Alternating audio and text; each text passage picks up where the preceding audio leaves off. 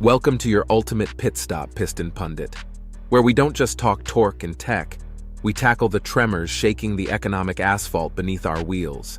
In May 2025, the US retail engine is knocking hard, and it's not just misfiring, it's on the brink of seizing up. Major brands like Walmart, Ross, Target, and Apple are caught in the crosshairs of President Trump's renewed tariff crusade. It's more than corporate discomfort.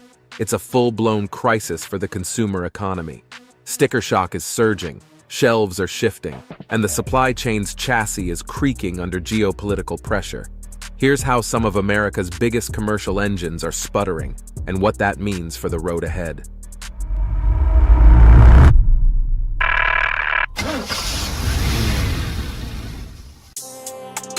Walmart's cost crunch, tariffs force a strategic overhaul.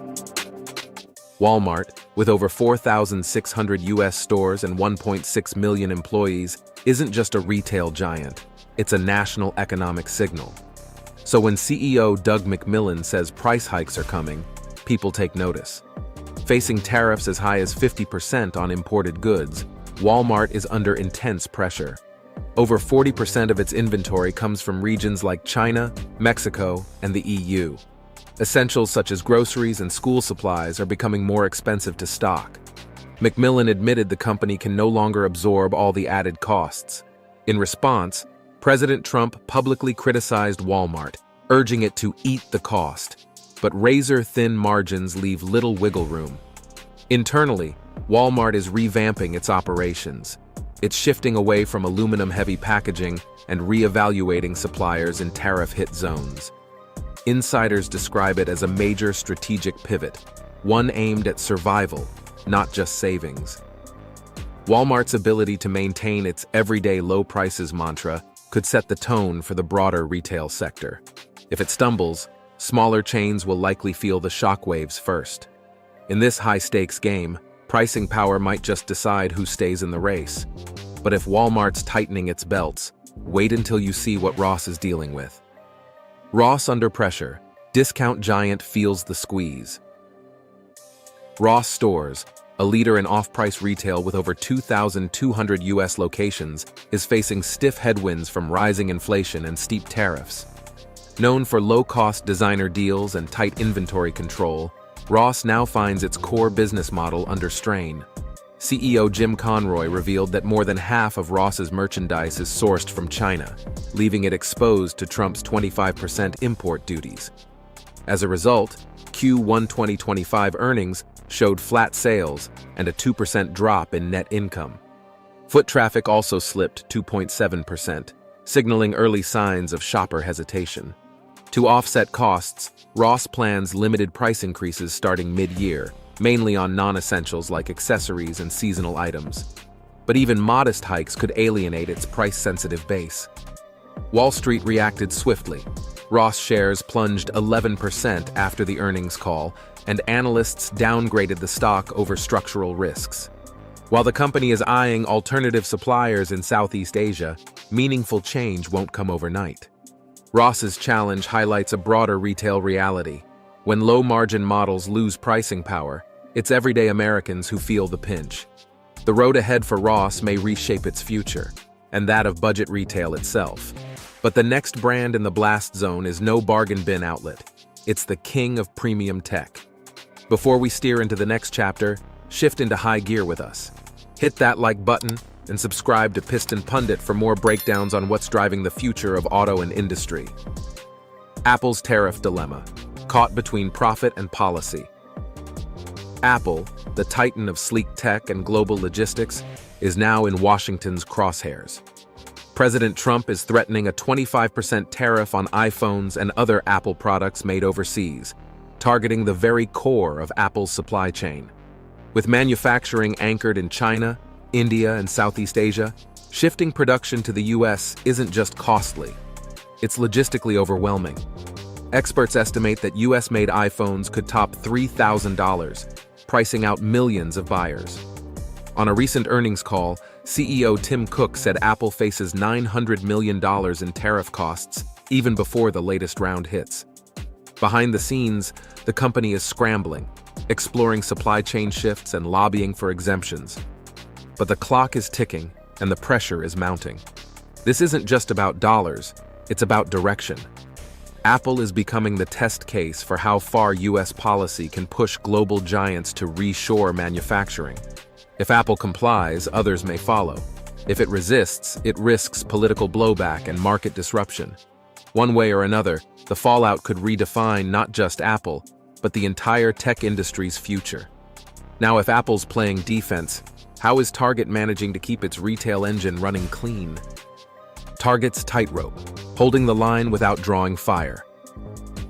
Target is walking a fine line through the tariff storm battering US retailers. With over 1,900 stores and half its products imported, it's exposed. But CEO Brian Cornell is playing it cool. Instead of raising prices immediately, Target is quietly adjusting suppliers, tweaking products, and delaying hikes as long as possible. Cornell calls price increases a last resort, aiming to protect shoppers while sidestepping political heat. With Trump already blasting Walmart and Amazon, Target knows one wrong move could spark a backlash. Behind the scenes, executives are feeling the squeeze, reworking supply chains and renegotiating vendor deals.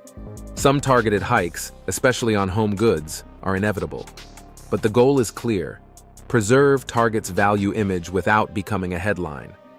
This cautious strategy highlights a deeper challenge in American retail: how to stay profitable, keep customers happy, and dodge political fallout at the same time. Target's careful maneuvering could be the blueprint for surviving this tariff-fueled turbulence, or the next brand forced into damage control. But what if this isn't just a few retailers spinning out? What if the whole track is broken? Supply chain breakdown, when the whole system sputters.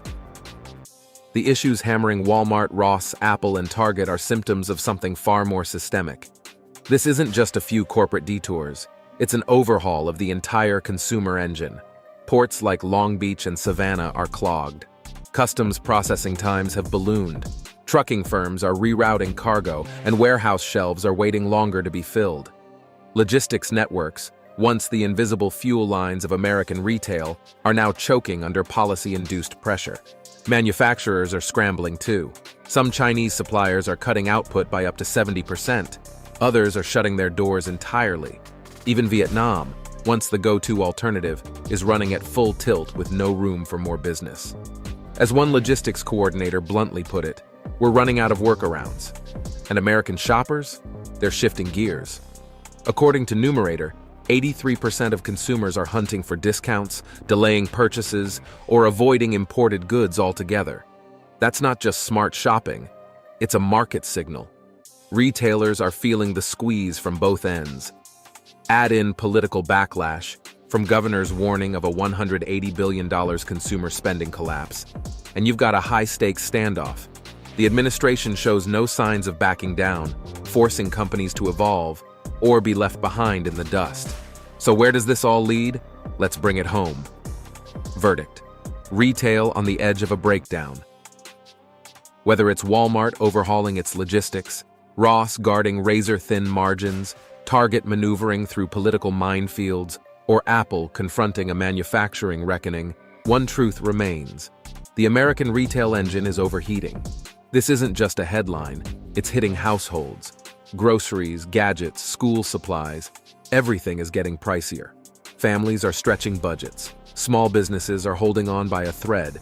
And while retailers are adapting, Washington is doubling down. So what happens next? Is this just short-term turbulence, or a permanent recalibration of how products reach our shelves and screens? Let us know what you think in the comments below. Will prices ever stabilize? Or have we hit a new normal? Should big brands cave to political pressure, or take a stand? And is reshoring really the solution, or just a high-cost detour? We want to hear your take, so rev those thoughts in the comments. And don't forget to subscribe to Piston Pundit, your ultimate pit stop for everything auto, industry, and beyond.